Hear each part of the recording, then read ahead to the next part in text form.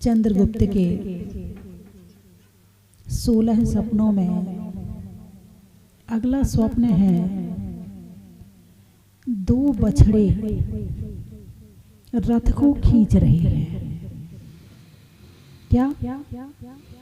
2 बछड़े रथ को खींच रहे हैं। इसका मतलब क्या हुआ कि पंचम काल में युवा धर्म को चलाएंगे।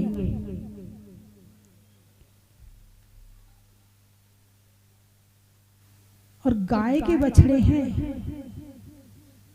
ये घोड़े के बच्चे नहीं है, बछड़े। तो पंचम काल में कौन धर्म को चलाएगा? बोलिए ना, युवा धर्म को चलाएंगे। पीपलू से लग भी रहा है ऐसा, पीपलू में आके कुछ लग भी रहा है ऐसा है कि युवा बहुत आगे है। और आप देखिए इस काल में जो दीक्षा लेने वाले हैं वो ज़्यादा से ज़्यादा कौन है? युवा हैं या वृद्ध हैं? युवा हैं। वृद्ध धर्म तो करेंगे, मगर जितना धर्म युवा करेंगे उतना धर्म वृद्ध नहीं कर पाएंगे। और वैसे भी आप देखो, जो सेना में युद्ध लड़ने के लिए सैनिक होते हैं वो कौन होते हैं? वृद्ध होते कि जवान होते हैं? जवान। तो जवान में ऊर्जा होती है, शक्ति होती है, विचार होते हैं, कुछ करने की क्षमता होती है, वो धर्म को चलाएंगे। तो धर्म क्या है पहले तो ये देखें, और धर्म चलता कैसे है। कभी आपने धर्म को चलते हुए देखा है? कौन सी गली से आता है? चौराहे में प्रवचन चल रहे हैं तो कौन सी गली से धर्म आएगा? इससे आएगा, इससे चल के आएगा, इधर से चल के आएगा, कहाँ से चल के आएगा? धर्म चलाएंगे तो कहाँ से चल के आएगा धर्म? धर्म रहता कहाँ है? मंदिर में? बोलिए ना, धर्म कहाँ रहता है? शास्त्रों में? अरे वाह, बड़े समझदार लोग हैं। आपको पता है कि आत्मा में धर्म रहता है। धर्म किसे कहते हैं? चलो एक उत्तर आया है, वस्तु के स्वभाव को धर्म कहते हैं। बिल्कुल सही है। अब ये वस्तु क्या है? वो वस्तु उठा के ले आओ, वो वस्तु यहाँ रख दो, वो वस्तु को ये कर दो, उसको ही तो वस्तु बोलते हैं। आत्मा को कोई वस्तु बोलते हैं क्या? है? पदार्थ, वस्तु, तत्व, द्रव्य, ये सब जीव के नाम है। किसके नाम है? तत्व में सबसे पहला तत्व कौन सा है? जीव। द्रव्य में सबसे पहला द्रव्य कौन सा है? जीव। 9 पदार्थों में सबसे पहला पदार्थ कौन सा है? जीव। ऐसे वस्तु भी जीव है। वस्तु स्वभाव है। वो मेरी भावना में लाइन आई थी ना, वस्तु स्वभाव समझ खुशी से सब दुख संकट सहा करे। तो वस्तु का स्वभाव क्या होता है? वस्तु का स्वभाव, अग्नि का स्वभाव गरम, पानी का स्वभाव ठंडा है क्या? यदि पानी को अग्नि पे चढ़ा दिया जाए तो गर्म हो गया ना, तो उसका स्वभाव ठंडा कहाँ हुआ? पानी जब अग्नि की संगति में आया तो संगति क्या? संगति का असर आ गया, पानी गर्म हो गया। किसकी संगति से? अग्नि की संगति से, है ना। अब पानी को अग्नि की संगति से अलग करो, अब कैसा है? धीरे धीरे करके ठंडा हो जाएगा। ऐसे आत्मा का स्वभाव शांत रहना है। क्या है? शांत रहना। तो गुस्सा करना स्वभाव है क्या हमारा? नहीं है। आता है कि नहीं आता? क्यों आता है? जब हमारी आत्मा क्रोध नामक पदार्थ से जुड़ती है, कषाय से जुड़ती है, बाहर की वस्तुओं से जुड़ती है, तो क्रोध आता है। और जैसे ही उससे थोड़ी सी दूर हटती है तो क्रोध शांत हो जाता है। अच्छा ये बताओ, 24 घंटा क्रोध में रह सकते हो क्या?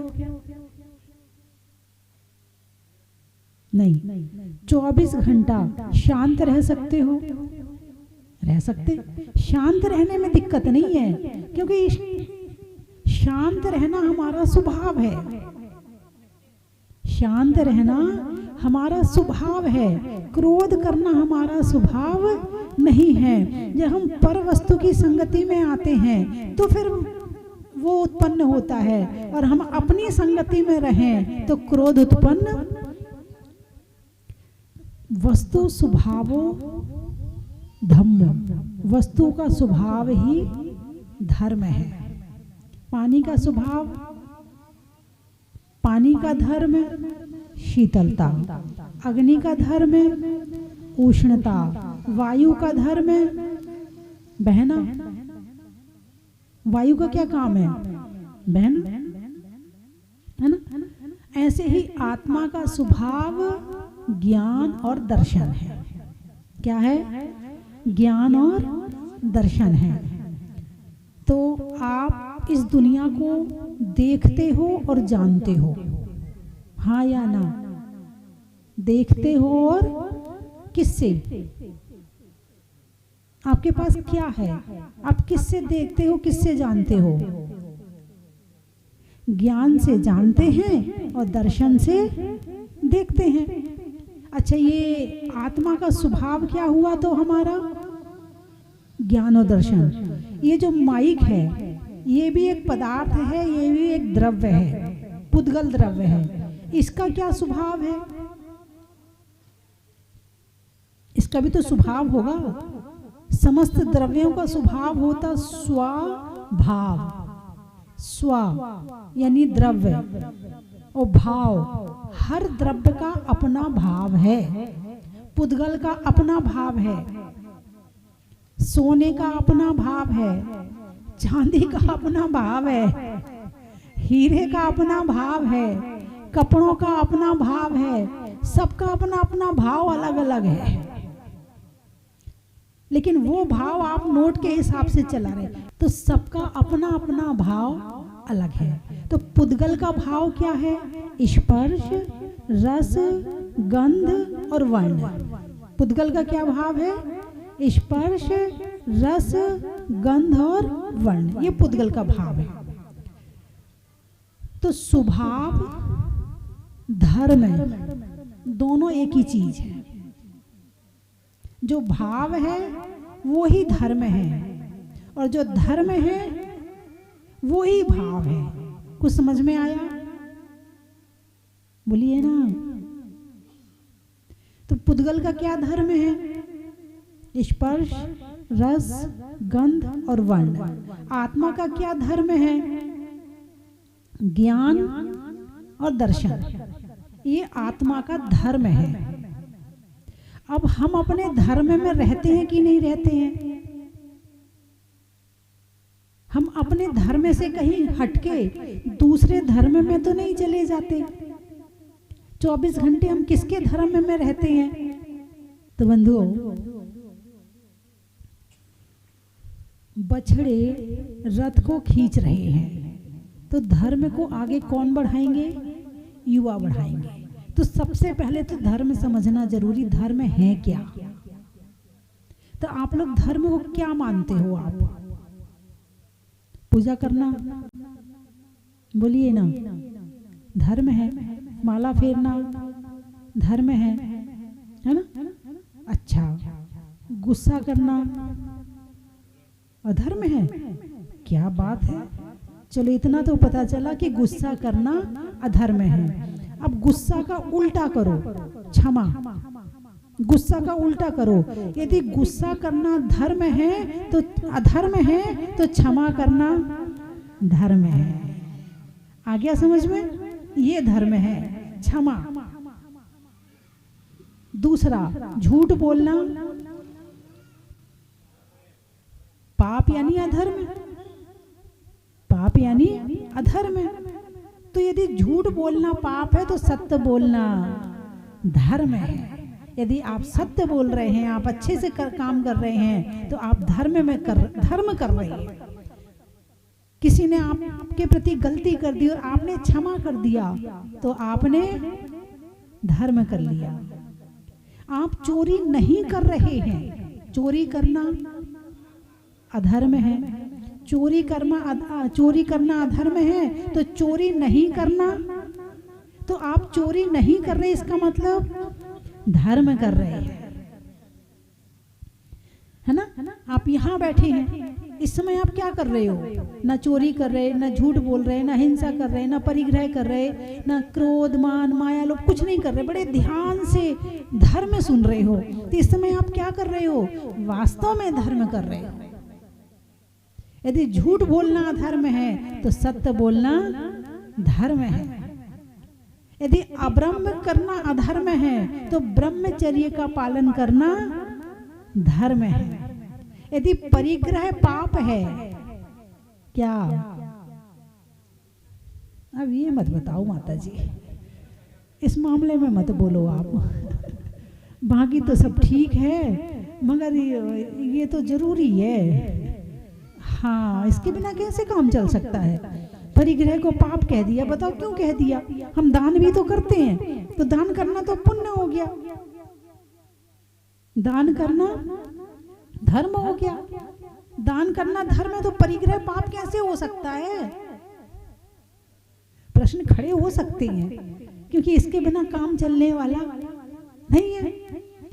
तो आप परिग्रह धर्म है और परिग्रह पाप है।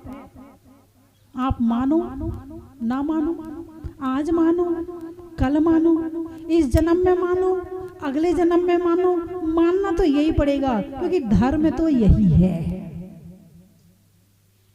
अब परिग्रह भी एक तरह का नहीं होता है, 24 तरह का होता है। तुम्हें तो केवल वो नोट वाला, घर मकान दुकान वाला समझ में आता है बस, जबकि भगवान महावीर ने 24 तरह का परिग्रह बताया है। 14 है अंतरंग और 10 बहिरंग। बाहर का कम है, अंदर का ज्यादा है। और जिसके अंदर का परिग्रह होता है उसके बाहर का परिग्रह होता है, जिसके अंदर का परिग्रह नहीं होता उसके बाहर का परिग्रह भी नहीं होता है। परिग्रह 24 भेद त्याग करें मुनिराज जी, तृष्णा भाव उछेद घटती जान घटाइए। परिग्रह 24 भेद, 24 प्रकार। कभी 24 प्रकार कौन कौन से हैं? 4 कषाय, 14 पहले 14 ले लेते हैं। अंतरंग परिग्रह 4 कषाय, क्रोध मान माया लोभ। अच्छा, 9 कषाय, हास्य रति अरति शोक भय जुगुप्सा स्त्रीवेद पुरुषवेद नपुंसक वेद। कितने हो गए? 13। एक मिथ्यात्व, एक मिथ्यात्व। ये 14 प्रकार का अंतरंग परिग्रह है। जिसके अंदर कषाय नहीं है, जिसके अंदर मिथ्यात्व नहीं है, जिसके अंदर 9 कषाय नहीं है, वो बाहर का परिग्रह इकट्ठा कर ही नहीं सकता है। जिसके अंदर लोभ है ही नहीं कि मुझे कुछ चाहिए है, ऐसा कोई जीव आपने देखा नहीं होगा। पैदा होते ही लाओ मोबाइल दे दो, चाबी का छल्ला दे दो, गाड़ी की चाबी दे दो, वो इकट्ठा शुरू कर देता है करना। आपको आज तक ऐसा जीव नहीं मिला होगा जिसके अंदर किसी तरह का कोई लोभ नहीं है, कुछ नहीं चाहिए जिसे। ऐसा कोई जीव अभी इस धरती पर नहीं मिला होगा। इसीलिए आपको इस बात का ज्ञान नहीं है कि ये भी क्या परिग्रह होता है। वो जीव तो नहीं है, लेकिन क्या कहा, परिग्रह 24 भेद त्याग करें मुनिराज जी। त्याग करें 24 प्रकार के परिग्रह का त्याग किनका होता है? मुनिराज का होता है। तो मुनिराज तो है ना धरती पर, लेकिन अब जो जीते जागते हैं ना, उनमें भगवान नजर नहीं आता है। लगता ठीक है महाराज है, हमारी तो महाराज है, ठीक है अपने ही तो है, भगवान नजर नहीं आता। लेकिन 24 प्रकार के परिग्रह का त्याग मुनिराज का होता है। अहिंसा भूतानाम जगति विदितम ब्रह्म परमम। क्या कहा? अहिंसा, परिग्रह से हिंसा और अपरिग्रह से अहिंसा। हमारा विचार, हमारा मन खुद को छोड़कर बाहर गया, आत्मा को छोड़कर बाहर गया, बस अधर्म हो गया। क्या हो गया? अधर्म हो गया। दो तरह का अधर्म हो, एक निश्चय धर्म, एक व्यवहार धर्म। एक निश्चय धर्म, एक व्यवहार धर्म। आप श्रावक हो, आपको गृहस्थी के काम करने पड़ते हैं, आपको परिवार भी पालना है, आपको सब कुछ करना है, तो आपके हिसाब से व्यवहार धर्म बताया है। जब तक आप अपनी कषायों पर, अपनी इंद्रियों पर विजय प्राप्त नहीं कर पाते हो तो घर में रहो, और जिस दिन लगे कि आपको इंद्रिय पर विजय प्राप्त करने के लिए निकलना है, उस दिन दीक्षा लेना। और जो अपनी इंद्रियों पर विजय प्राप्त करने निकल गया, अब उसे किसी चीज की जरूरत। एक महिला घर में है, एक बहू आई नहीं, अब उसे क्या क्या चाहिए? बोलिए, क्या क्या चाहिए? बहू है, बहू क्या बताएगी? डिमांड तो तुम्हारे पास ही आती है, मांग तो तुमने भरी है। किसने मांग भरी है? मांग भरने की रस्म होती नहीं होती है? कौन भरता है मांग? क्यों भरते हैं मांग? बताओ, क्यों भरते? मांग क्यों भरते हैं? एक बार मांग भर दी, अब पूरी जिंदगी मांग पूरी करनी है। हाँ, पूरी जिंदगी मांग पूरी कर भाई। अब तूने भरी थी, तूने हाँ करी, भर के सबके सामने कि ये लो, ये भर दी मैंने, अब पूरी कर सारी जिंदगी। इसीलिए तो तुम्हें पता होगा कि क्या क्या चाहिए बहुओं को, है ना? हाँ, वैसे तो देखो, शादी में अनेक तरह के संकेत मिलते हैं कि भाई रुक जा भी। जैसे कि एक संकेत मिलता है, घोड़ी पे बैठ के जाते हैं, तो घोड़ी का मतलब तेज दौड़ने वाला प्राणी, वही है ना भाई, अभी भी भाग जा, कुछ नहीं बिगड़ा है, अभी भी भाग जा। वो कहता ना मैं तो जाऊंगा, तो फिर जा है। फिर एक और संकेत मिलता है कि जब शादी का वो जोड़ा पहनाया जाता तो लाल रंग का होता है। यदि ट्रेन को लाल रंग दिखाया जाए, क्या ट्रेन रुक जाती मगर तुम नहीं रुके। तो दूसरा संकेत आपको दिया लाल रंग वाला, फिर भी नहीं रुके तो अब मांग भर दे। फिर 7 फेरे, इतने लोग बैठे हैं, 7 वचन लिए थे नहीं लिए थे? लिए थे। कौन कौन से थे याद है? जब वचन ही याद नहीं है तो तुम निभाओगे कैसे? वो तो पंडित जी ने जो बोला तो तुमने भी बोल दिया, बस वही काम हुआ कि पंडित जी ने बोला था इसलिए बोलना पड़ा। ये पंडित जी वाला मामला नहीं है, ये तुम्हारा वाला मामला है। ऐसे तो एक बार की घटना है कि एक जगह एक व्यक्ति धर्म से बिल्कुल नहीं जुड़ा था, एक परिवार तो धर्म से नहीं जुड़ा था, तो किसी ने कहा भाई तुम अपने यहाँ कथा करवा लो। बोले करवा लूंगा। बोले पंडित जी को कर लो। बोले ठीक है। पंडित जी के पास गए, पंडित जी क्या करना है? पंडित जी ने सारा सामान लिखा दिया, सारा आंगन लीप के रखना सारा बता दिया। अब कथा शुरू हुई। अब कथा शुरू हुई तो पंडित जी ने कहा जो मैं कहूँ वो तुम्हें कहना है। क्या कहा पंडित जी ने? जो मैं कहूँ वो तुम्हें कहना है। अब तैयारी हुई, बैठ गए, कथा शुरू हुई। तो पंडित जी ने एक आध दो मंत्र बोले तो उन्होंने भी उसको दोहरा दिया। फिर पंडित जी ने बीच में कहा ये सामान नहीं लाया, तो वो भी बोला ये सामान नहीं लाया। बोले कैसे बोलता है, तो वो भी बोले कैसे बोलता है। बोले बताऊं क्या, तो वो भी बोले बताऊं क्या। पंडित जी बोले मार दूंगा, तो वो भी बोले मार दूंगा। तो पंडित जी ने एक थप्पड़ मारा।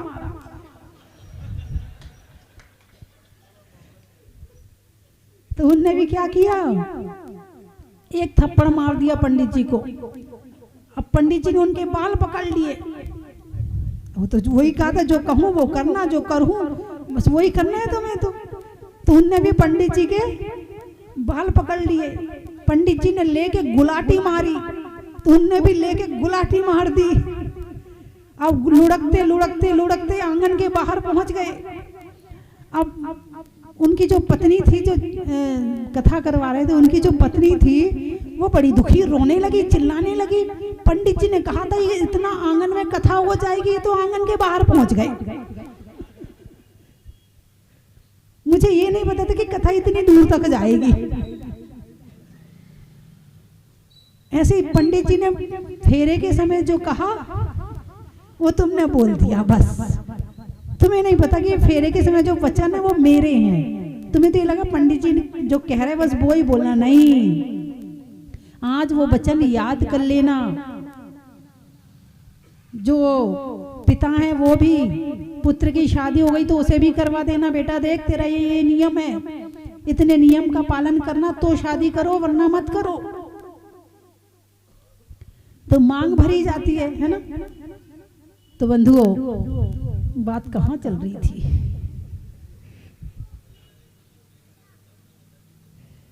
परिग्रह की। किसकी बात चल रही थी? अंतरंग परिग्रह की। कि अंतरंग परिग्रह धर्म, व्यवहार धर्म और निश्चय धर्म है। श्रावक के लिए व्यवहार धर्म बताया है और मुनि के लिए निश्चय धर्म बताया। निश्चय का मतलब पूर्ण रूप से त्याग, जैसे हिंसा का पूर्ण रूप से त्याग। और यहाँ तक आरंभिक जैसी दीक्षा होती है, भोजन बनाना छोड़ देते हैं, व्यापार करना छोड़ देते हैं, है ना, विरोध करना छोड़ देते हैं। संकल्पित तो थी पहले से त्याग। तो पानी छानने में हिंसा होती है और घर के काम करने में हिंसा होती है, व्यापार में हिंसा होती। तो जो मुनिराज होते उनका संपूर्ण हिंसा का त्याग हो गया, संपूर्ण सत्य का पालन है, संपूर्ण चोरी का त्याग है, संपूर्ण अब्रह्म का त्याग है। अब जैसे गृहस्थी है तो अपनी पत्नी को छोड़कर बाकी सब बहन माँ बेटी के समान है ना। लेकिन जब मुनिराज बनते हैं तो पूर्ण ब्रह्मचर्य का पालन करते हैं। ऐसे पूर्ण परिग्रह त्याग का पालन करते हैं, अपरिग्रह व्रत का पालन करते हैं। कुछ समझ में आया कि नहीं? धर्म बता रही हूं मैं आपको, धर्म समझा रही। धर्म क्या है? तो धर्म अहिंसा है। अब एक हो गई द्रव्य हिंसा, एक हो गई भाव हिंसा। तो द्रव्य हिंसा भी छोड़ दी और भाव हिंसा भी छोड़ दी। कषाय छोड़ी तो भाव हिंसा छूट गई, और बाहर के ये सारे काम छोड़े तो द्रव्य हिंसा छूट गई। अब चलेंगे तो देख कर चलेंगे। ये पिच्छी हाथ में दे दी, जहां बैठो वहां मार्जन कर लेना। कुछ शास्त्र उठाओ रखो तो मार्जन कर लेना। तो द्रव्य हिंसा का भी त्याग और भाव हिंसा का भी त्याग करवा दिया। तो जैसे ही हमारी आत्मा अपनी आत्मा को छोड़कर बाहर के पदार्थों में जाती है, वो अपने स्वभाव से अधर्म में चली जाती है। तो धर्म बहुत गहरा है। हम तो ये कह रहे हैं यदि श्रावक के धर्म का पालन भी कर लिया तो आपने बहुत बड़ा काम कर लिया, बहुत बड़ा काम कर लिया। तो जो बताया है कि बछड़े रथ को खींच रहे हैं, तो वर्तमान समय में हमारे युवा मुनि धर्म को ग्रहण कर रहे हैं। कोई विदेशों से जॉब छोड़ के आ रहा है, कोई अपनी नौकरी छोड़ रहा है, कोई व्यापार छोड़ रहा है, और सब मुनि धर्म को ग्रहण कर रहे हैं। और जैसे साधु होते हैं उस हिसाब की उसी उम्र वाले उनसे जुड़ते हैं। हमारे आचार्य श्री विद्यासागर जी महाराज जब वो युवा थे तो कितने युवा जुड़े उनसे, कितनी दीक्षाएं हुई। आचार्य विराग सागर जी महाराज ने कितनी दीक्षाएं दी है। तो युवाओं का धर्म करना जरूरी है, ज्यादा समय तक चलेगा। अब वृद्ध होने के बाद में घुटने दुख रहे हैं, आंखों से दिखता नहीं तो स्वाध्याय नहीं किया जा रहा है, सर्दी का मौसम आ गया तो अभिषेक नहीं किया जा रहा है। वृद्धावस्था का एक तकाजा होता, एक उम्र होती है। एक उम्र के बाद शरीर अपने आप कहता ये मत करो, ये मत करो, ये मत करो। हर जगह अब आहार देना है तो भाग भाग के पड़गाना, भाग भाग के जाना कौन कर सकता है? युवा कर सकते हैं, है ना। बिहार करवाना कौन कर सकता है? बिहार कौन करवा सकता है? हमारे बाबूजी से कहो बिहार करवा दो, आए माता जी मारे तो गोडे। अब अम्मा जी हैं, अम्मा जी से कहो बिहार करवा दो जरा, अम्मा जी नहीं करवा पाएंगी। और युवा महिलाएं होंगी तो बिहार भी करवाएंगी, चौका भी लगाएंगी, बच्चों को भी पढ़ाएंगी, सब काम कर सकते हैं। तो जितना धर्म युवा अवस्था में हो सकता है उतना धर्म बुढ़ापे में नहीं हो सकता है। अब कई जगह होता है, पीपलों की बात नहीं है, जैसे समाज की कमेटी है 70 साल से ऊपर वालों की। अब चतुर्मास की बात आती है, कौन चौका लगाएगा, कौन बिहार करवाएगा? लड़के तो आते नहीं है, वो तो आते नहीं है। अक्सर ये समस्या बहुत सारी समाज में आ जाती है। कई बार होता कि युवा जागृत होते हैं, उनसे कहते बाबूजी चतुर्मास करवाओ। कौन करेगा? इतना खर्चा होगा, चतुर्मास करवाएंगे तो खर्चा भी तो होगा, इतना खर्चा कौन करेगा? उन्हें क्या दिख रहा है? खर्चा दिख रहा है। जबकि जो खर्चा होगा उससे धर्म प्रभावना होगी, उससे लोग जुड़ेंगे। हम कह रहे हैं कि व्यर्थ खर्चा मत करो, जितना जरूरी है उतना तो करना ही चाहिए। अब मान लो युवाओं के हाथ में पावर नहीं है, पावर बुजुर्गों के हाथ में है। अब चतुर्मास हो नहीं रहे हैं तो धर्म की प्रभावना कैसे होगी? इसलिए बुजुर्गों की जरूरत भी है, बुजुर्ग युवा को जोड़कर चलें। और जब खर्चा होगा, पानी निकलेगा, तुम आगे की निकासी करोगे तो इधर से आएगा भी तो। तुम ये क्यों नहीं सोच रहे? तुम निकलने, भाई कमरे में इधर दरवाजा है, इधर दरवाजा है, आप एक दरवाजा बंद कर दो, बोलिए हवा आएगी कमरे में? नहीं आएगी। कब आएगी? जब दूसरा दरवाजा खुलेगा। आप खर्चा करो तो सही, बहुत लोग बैठे हैं देने वाले। आप प्रभावना करो तो सही, बहुत लोग बैठे हैं करने वाले।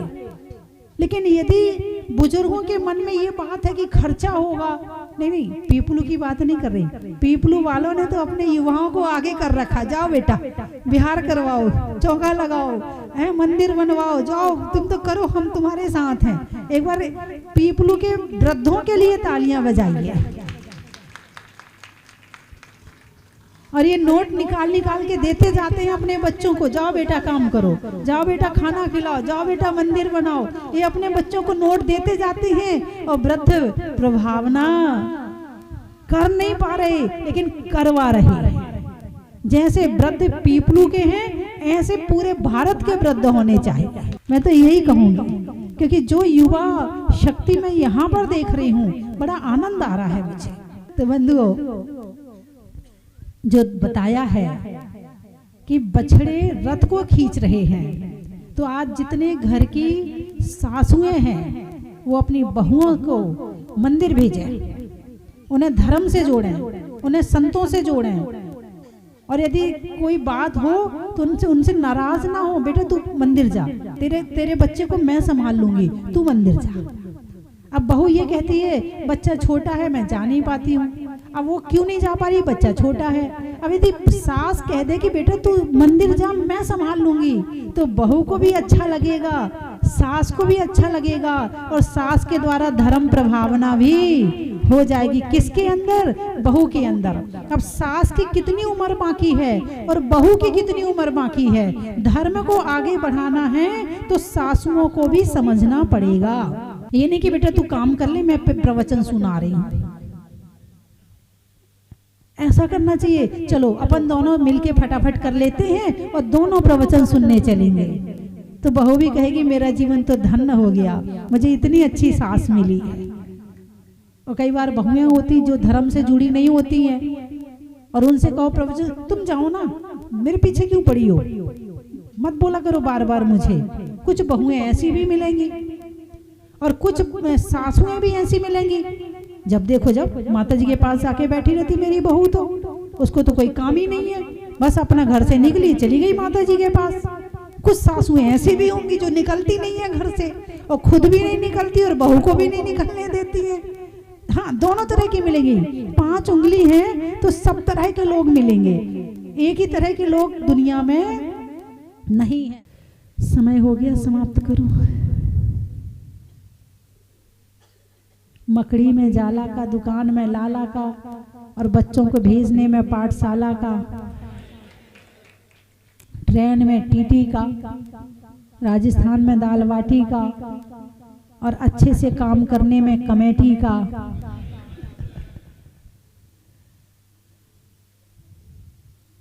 वस्तु में नवा का, रसोई में तवा का, और काम करने में युवा का,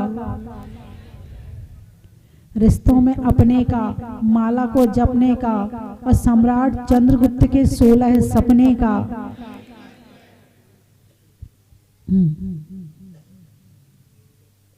प्रभु की मूरत का, मनुष्यों की जरूरत का, और जहाजपुर में आने में सूरत का। हम लोग यहाँ पे जब भी प्रतिष्ठा होने वाली थी तभी 12 साल पहले आए थे, और अभी आज इतने सालों के बाद आए हैं। उस टाइम भी हम लोगों ने अभिषेक किया था जब नीचे प्रतिमा जी थी, और आज इधर भी हमको सौभाग्य मिला है। हम ऐसे ही आ गए, लेकिन हमारा आज प्लान ही नहीं था यहाँ आने का। हम लोग जयपुर से ही वापस जाने वाले थे, लेकिन बाबा का बुलावा होगा तो हम आज जहाजपुर इतने सालों के बाद आए। आज रात्रि को भी हमने भक्तांबर का पाठ किया, आरती की, और अभी इस सौदर महेंद्र का भी सौभाग्य हमको प्राप्त हुआ। हम बहुत आनंदित हैं। ये यात्रा इस बार सफल हो गई हमारी। गर्भ जन्म तप ज्ञान मोक्ष है, भक्ति को धर्म। कंचन की थाल को सजाओ रे आज, रत्नों की थाल को भर लाओ रे आज। आओ आओ करे रे गुणगान आरती भगवन की। आओ आओ करे गुणगान आरती भगवन की। आओ आओ करे रे गुणगान आरती भगवन की।